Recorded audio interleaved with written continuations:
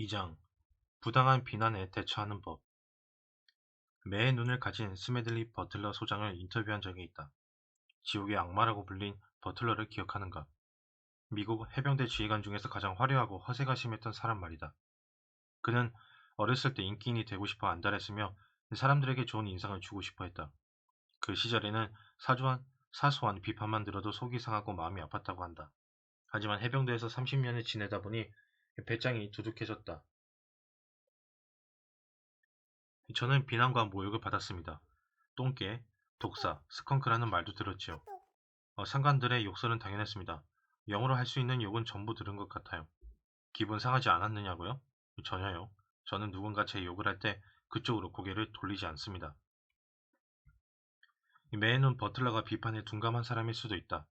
하지만 한 가지는 분명하다. 많은 사람이 자신에게 날아오는 사소한 험담과 공격을 지난 7일만큼 심각하게 받아들인다.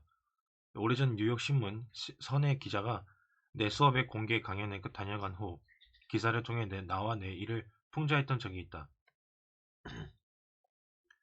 내가 뺏성을 냈을까? 나는 그의 야유를 개인적인 모욕으로 받아들였다. 그래서 당시 선 집행위원회 의장이던 질 호지스에게 전화를 걸어 그 기자가 나를 조롱하는 기사 대신 사실에 입각한 기사를 써야 한다고 요구에 가까운 말을 했다. 그가 나를 모욕했으니 거기에 상응하는 대가를 치러야 한다고도 생각했다. 지금은 당시의 행동을 부끄럽게 여긴다. 아마 신문을 샀던 사람들 중 절반은 그 기사를 읽지도 않았을 것이다. 기사를 읽은 중 절반은 그저 흥미로운 읽을거리고 여겼을 것이다. 그리고 기사를 읽으며 고소하게 여기던 사람 중 절반은 몇 주도 되지 않아 그런 기사가 났다는 사실조차 까맣게 잊었을 것이다. 사람들은 당신이나 나에 대해 관심이 없고 우리가 누구에게 무슨 말을 듣는지에 대해서도 신경 쓰지 않는다는 것을 실감한다. 사람들은 아침을 먹기 전에도 먹은 다음에도 그리고 자정이 넘은 시간까지도 끊임없이 자신만을 생각한다. 당신이나 내가 죽었다는 소식보다 자신의 가벼운 두통에 대해 1000배나 더 관심이 많다. 가장 친하다고 생각하는 친구 6 중 하나가 우리에게 거짓말을 하거나 우리를 조롱하고 속이거나 우리 등에 칼을 꽂고 우리를 팔아먹는다고 해도 자기 연민의 늪에 빠져 허우적거리지 말자.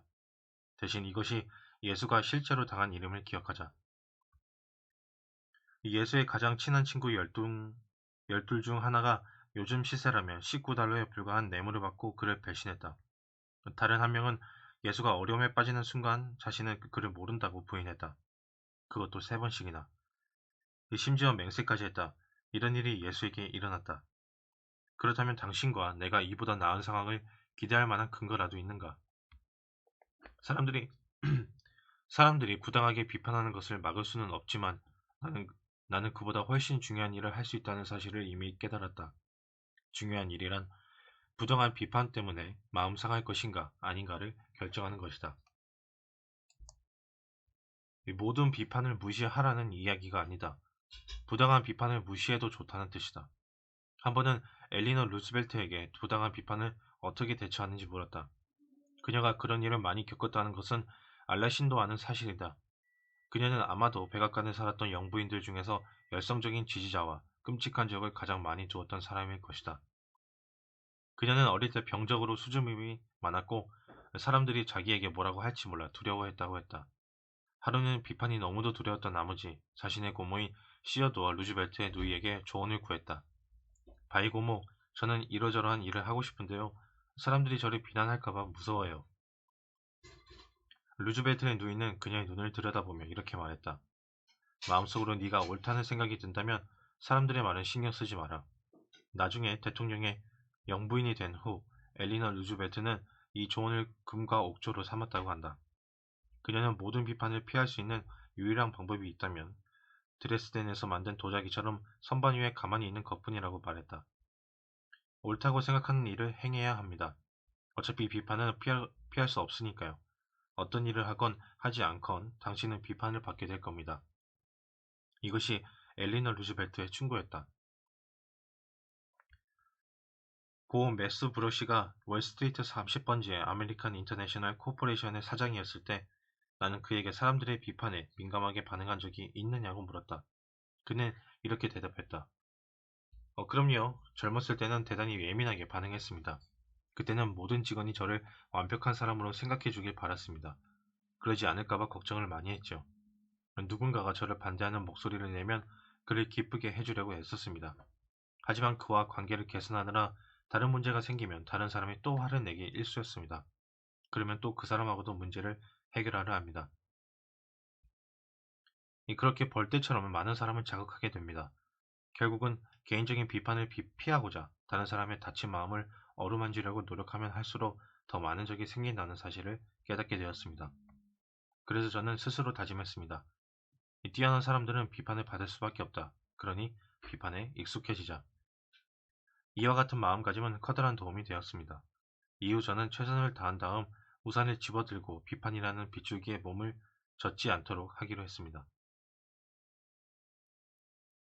김스 테일러는 여기서 한 걸음 더 나아갔다. 사람들 앞에서는 비판이라는 빗줄기를 맞고도 웃어 넘겼다. 그가 진행하는 토요일 오후 라디오 프로그램에서 뉴욕 필하모닉 심포니 오케스트라 콘서트의 막간 해설을 들었던 한 여성은 편지를 보내 그를 거짓말쟁이, 배신자, 독사 얼간이라고 불렀다. 다음 주 방송에서 테일러는 그 편지를 수백만 청취자들에게 읽어주었다. 인간과 음악에 관하여를 읽어보면 그녀는 며칠 후 다시 편지를 보내 당신은 여전히 거짓말쟁이, 배신자, 독사 얼간이라고 말했다. 그러자 테일러는 이렇게 덧붙였다. 아마 내 이야기가 마음에 들지 않았던 모양이군요. 이런 식으로 비판에 대처하는 사람을 칭찬하지 않을 도리가 없다. 평정심과 흔들리지 않는 침착함, 그리고 유머 감각까지 갖춘 그가 존경스럽다. 찰스 슈와브는 프린스턴 대학교의 강연에서 자신이 마음에 새기고 있는 가장 중요한 교훈을 들려주었다. 그는 이것을 자신의 제강 공장에서 일하던 지혜로운 독일인에게 배웠다고 털어놓았다. 전쟁이 일어나자 이 독일인은 공장의 다른 노동자들과 치열한 언쟁을 벌였고 노동자들은 그를 들어 강물로 던져버렸다. 슈아브의 말을 들어보자. 사무실로 들어오는 그를 보니 온통 진흙투성이었습니다. 저는 그를 강물에 집어 던졌던 사람들에게 뭐라고 말했는지 물었습니다. 그는 그냥 웃었어요. 라고 대답했지요. 슈아브는 이 독일인의 말을 자신의 금가옥조로 삼았다고 한다. 그냥 웃자. 당신이 부당한 비난을 받고 있을 때 이 좌우명은 특히 도움이 된다. 당신의 말에 대꾸하는 사람들에게는 반론을 제기할 수 있다. 하지만 그냥 웃는 사람에게 무슨 말을 할 수 있을까? 가혹한 비판에 일일이 반박하는 것은 어리석은 처신임을 깨닫지 못했더라면 아마도 링컨은 남북 전쟁이 주는 스트레스 때문에 쓰러지고 말았을 것이다. 그는 이렇게 말했다. 나에 대한 모든 공격을 읽고 하물며 반박하려 들었다면 다른 어떤 일도 할 수 없었을 것이다. 나는 나는 내가 알고 있고 할 수 있는 최선을 다하는 중이다. 이 전쟁이 끝날 때까지 그럴 작정이다. 결과가 좋다면 나에 대한 비판은 아무런 문제가 되지 않을 것이다. 결과가 좋지 않다면 천사 10명이 내 결백을 증언해주더라도 나는 비판을 받아 마땅한 사람이 될 것이다. 누군가에게 부당한 비판을 받고 있다면 아래의 원칙을 기억하라. 할 수 있는 대로 최선을 다한 후 우산을 들어 비판이라는 빗줄기에 몸이 젖지 않도록 해라.